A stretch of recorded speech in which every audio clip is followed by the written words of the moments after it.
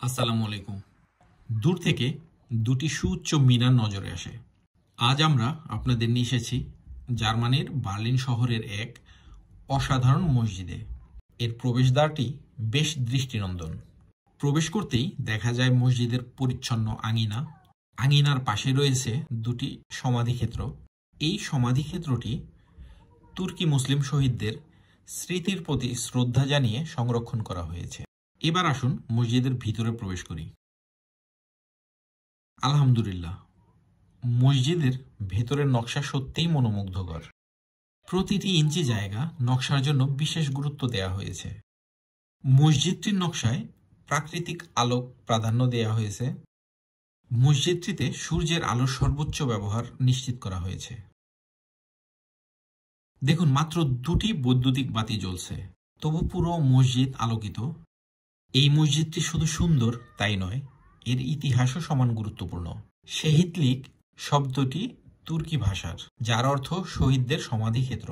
মসজিদের নামকরণ এই সমাধিক্ষেত্রের উপর ভিত্তি করে। শহীদলিক মুশে প্রথম নির্মাণ শুরু হয় 1980-এর দশকে, কিন্তু এর আধুনিক স্থাপত্য শুরু হয় 1990-এর দশকে। 2005 সালে এটি আনুষ্ঠানিকভাবে উদ্বোধন করা হয়। এটি ক্লাসিক তুর্কি অটোমান স্থাপত্য শৈলীতে নির্মিত। জটিল অলঙ্করণ এবং ইসলামিক ক্যালিওগ্রাফি মসজিদের সৌন্দর্য বহুগুণে বাড়িয়ে দিয়েছে। মসজিদের অভ্যন্তরীণ নকশায় তুর্কি শিল্পকলার নিদর্শন প্রকাশিত।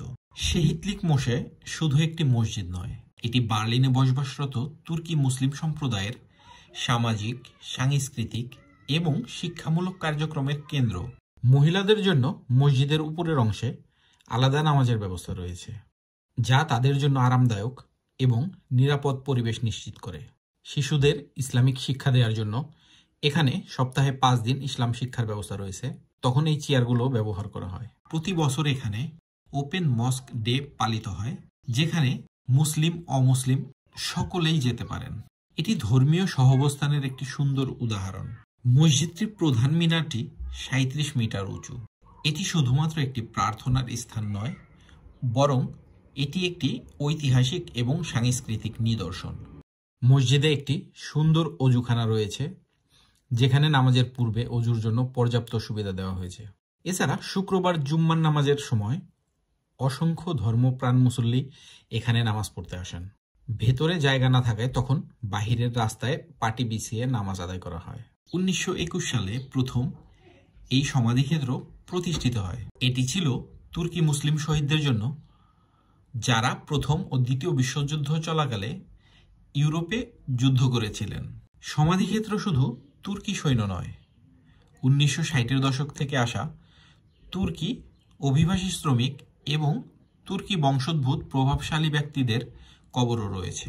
শহীদলিক শব্দটি তুর্কি ভাষায় শহীদদের সমাধিক্ষেত্র অর্থে ব্যবহৃত হয়।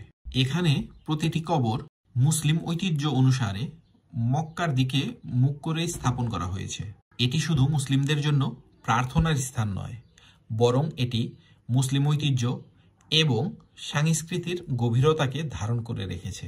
আজকের পর্ব এখানেই শেষ করছি। ইনশাল্লাহ পরের পর্বে ইউরোপের অন্য কোনো মসজিদ নিয়ে আলোচনা করব। সে পর্যন্ত সবাই ভালো থাকুন, সুস্থ থাকুন। আল্লাহ হাফেজ।